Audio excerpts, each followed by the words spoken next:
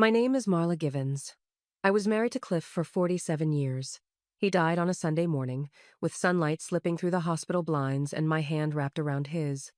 The next day, my daughter-in-law looked me in the eye and said, "Now that your husband is dead, grieve, pack your bags, and never come back." She didn't flinch, not even a pause. Her words hit harder than the death itself. That house, my house, had been our home since 1982. Every wall carried Cliff's laughter, my roast dinners, Jason's first steps. But suddenly, I was an outsider in my own story. I didn't scream. I didn't cry. Instead, I stood there holding a cup of coffee I'd made for her and felt the edges of my old life burn away like paper near a flame. I looked at Jason, my son, who wouldn't meet my eyes. He said something about respecting Camille's wishes and keeping the peace. Cliff's body wasn't even cold, and already they were dividing up his legacy like leftovers. It would have been easier if they'd just robbed me. But no, they smiled. They hugged me at the funeral. They used words like transition and space while quietly moving my things into a storage unit 2 blocks from the church where we said our vows. But Cliff had always planned ahead. And while they measured curtains and calculated resale value, they forgot one thing. He left behind more than a house. He left behind a woman who wasn't ready to disappear. Who knew how to listen, how to wait, and how to strike when the ground beneath her feet stopped shaking. I didn't come back for revenge. I came back for what was mine. And if they thought grief would make me soft, they forgot I built that home with my bare hands and a spine they never noticed until it stood against them. The morning after Cliff's funeral, I walked into the kitchen and found Camille rearranging the spice rack like she'd always owned it. She didn't notice me at first. Her voice floated up from her phone, something about backsplash colors and listing agents. I stood there for a full minute before she finally looked up. "Oh, Marla, I thought you'd be at the cemetery." I wasn't. I'd been in the guest room, packing boxes they'd quietly labeled Mom's things. Jason came in next, fresh from a shower, smelling like Cliff's old cologne, probably borrowed without thinking. "Hey, Mom. Camille and I were talking. We think it might be good for you to take a little space. Maybe go to the lake house for a while. Just to rest, you know." The lake house. 3 hours north. Empty for years. No neighbors, no heat. He smiled like it was a gift. Camille poured herself coffee into the mug Cliff bought me last Christmas. "I know this is hard," she said gently. "But things are shifting now. You need time. We all do." I didn't answer. I looked around that kitchen, my kitchen, and noticed how fast things had changed. Camille's jacket on the chair. Jason's laptop open to real estate listings. The grocery list written in someone else's handwriting. I wasn't grieving anymore. I was waking up. They weren't pushing me toward peace. They were pushing me out. And I knew better than to scream. You don't win these wars by crying. You win them by listening, by remembering, by staying quiet long enough for the real story to unfold. I waited until they both left the house, Camille to her yoga class, Jason to the office, and I took the keys to Cliff's truck. It still had his sunglasses on the dashboard and a half-used tin of mints in the console. I didn't cry. I just drove. To the bank. Cliff and I always kept a joint account for household expenses, but a few years ago, he mentioned a trust, said it was for later, and brushed it off like it was nothing. Back then, I assumed it was something boring, investments, taxes, things men like to talk about in leather chairs. But now, I wasn't so sure. At the branch in Crescent Bay, the manager still remembered me. "I'm sorry for your loss, Mrs. Givens," he said, offering a practiced tilt of sympathy. I nodded and slid across Cliff's old envelope. Inside, his original will, a copy of the trust, and his signature in deep black ink. He scanned it, frowned, then typed something into his screen. "Ah," he said. "Mr. Givens designated you sole beneficiary of the discretionary trust. It's fully active and unrestricted. Would you like to see the balance?" I nodded. When he turned the monitor toward me, I felt my heart hitch. It wasn't millions, but it was enough. Enough to buy me choices, enough to remind me that Cliff had seen this coming long before I did. I walked out with a folder and a password. And for the first time since the funeral, I didn't feel small. I felt seen. They wanted me quiet, gone, erased. But Cliff hadn't left me nothing. He'd left me a loaded chessboard, and my first move was now in play. Cliff may have retired 2 years ago, but he never fully stepped away from Given's build and design. Every Monday, he'd review contracts from his armchair, red pen in hand, muttering about inflated lumber costs and careless invoicing. I used to tease him, "Let it go, Cliff," but he never did. That memory is what sent me back to the office. I walked in like I still belonged because technically, I did. My name was still on the board, a silent co-founder title nobody used anymore. But thank you, Morales, Cliff's longtime assistant, stood when he saw me. His face went stiff. "I thought Jason was handling everything now," he said. "I'm not here to make waves," I replied. "Just wanted to look through Cliff's last few statements. For closure." "Thank you," hesitated, then slowly nodded. He kept his own records. I never touched them. In Cliff's office, dust floated through a streak of afternoon light. The room smelled like old paper and cologne. I opened his drawer. The second from the left, the one he told me held truths the IRS could never touch. There it was, a black notebook, tucked under a rolled blueprint. I flipped through it slowly. Handwritten notes, vendor payments, checks signed, unsigned. Then I saw a series of transactions labeled Jason Advance Return, repeated, over months. Tens of thousands. My throat went dry. It wasn't just a financial hiccup. It was a pattern. Cliff hadn't trusted Jason with the books, and now I knew why. I closed the notebook gently, like it might shatter. If Camille had asked me to leave, Jason had helped her build the door. And now I had proof they were hiding more than grief. I didn't storm out. I didn't make a scene. I walked back into the front office with the same slow, deliberate calm Cliff always used when something was on fire, but no one else knew it yet. "Thank you," looked up from his desk. "Find what you needed?" I nodded, carefully sliding the notebook into my bag. "Just numbers. You know Cliff. He kept everything." He hesitated. "I do. And he didn't like people touching what was his." That pause told me enough. "Thank you," I said quietly. "How long has Jason been drawing from the company?" He looked down. "Longer than he told you, I'd guess." That wasn't a confession, but it was close. I left the office without another word. Drove straight to the lake house. Yes, the very same cold, abandoned cabin they thought they'd exile me to. I needed privacy. Quiet. A printer. By evening, I had spreadsheets open across the kitchen table, the old fireplace clicking with electric heat. My hands moved like Cliff's once had, calculating, circling, cross-referencing.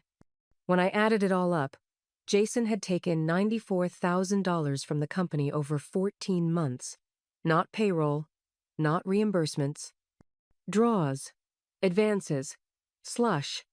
That same week, he and Camille had petitioned to transfer the deed to the main house, my house, into their names. For estate simplification, their lawyer wrote. They were stripping me out, dollar by dollar. But I had names, dates, account codes, originals, and I wasn't going to beg for space in my own life. They wanted me gone? Fine. But first, they'd feel the weight of every silent step I'd taken since the funeral. Sunday morning, the house was full of laughter that didn't include me. Jason and Camille were hosting brunch for their friends' real estate couples. Loud and tan, with perfect teeth and endless chatter about flipping beach properties. I sat at the far end of the table, closest to the kitchen, like a piece of old furniture no one wanted to move but didn't dare throw out yet. Someone poured me orange juice without asking if I wanted any. They talked about staging the master bedroom, replacing the tile, adding light to the upstairs. It took me 3 full minutes to realize they were talking about my bedroom, my curtains, my walls. I smiled politely. One woman looked at me and said, "You must be so proud of your son, raising the value of this place." I didn't answer. I looked at Jason instead. He never looked back. After the guests left, I began washing dishes, letting the hot water sting my hands. Camille leaned against the counter, sipping her mimosa like a queen surveying her kitchen. "You handled yourself beautifully today," she said. "It means a lot that you're being so mature about the transition." I dried my hands slowly. "Camille," I said calmly, "you ever wonder why a woman like me doesn't scream?" She blinked. "Excuse me?" "Because we save our voice for when it matters." She looked confused, maybe even nervous, but I smiled and walked away. That evening, I sent a quiet email to Cliff's old tax lawyer. Not Jason's lawyer, ours. Subject line: requesting review of recent deed activity and financial withdrawals. Givens Build and Design. No threats, no warnings, just paper and time. If they were going to erase me, they should have made sure I didn't keep records. By Tuesday, I had an email back from Cliff's old lawyer Edgar Barnes, the kind of man who wore suspenders without irony and read estate codes for fun. He'd handled Cliff's business filings for 20 years and always had a soft spot for me, though he never said it out loud. "Marla," the email began, "I'll need access to the trust documents, recent financial activity from the company, and any notices you've received regarding property transfer. If what you're implying is accurate, we have work to do." That night, I scanned everything, every receipt, every email, every line item Cliff scribbled in that notebook. I labeled them meticulously. I didn't want emotion to blur the facts. That was their style, not mine. By Friday, Edgar called. "Jason's been trying to quietly consolidate control," he said. "Filed for a majority share adjustment last month without disclosing it to all board members, which still includes you, by the way." I felt the air shift around me. "And the house?" "The deed was transferred improperly. He used your grief as leverage. That's coercion at minimum. Potential fraud."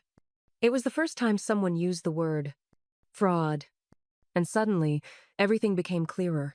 This wasn't family tension. It was a theft in slow motion, disguised as caregiving and concern. "Edgar," I said, "I don't want to burn them to the ground." "Good," he replied. "But you're allowed to build your fence. And if they get scorched standing too close, that's not your fault."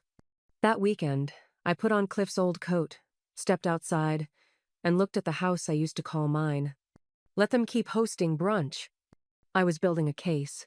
By Monday morning, Camille's tone had changed. She wasn't cold. She was careful. I came down to the kitchen and found her already dressed, heels clicking on tile. Jason stood by the coffee machine, pretending to read his phone.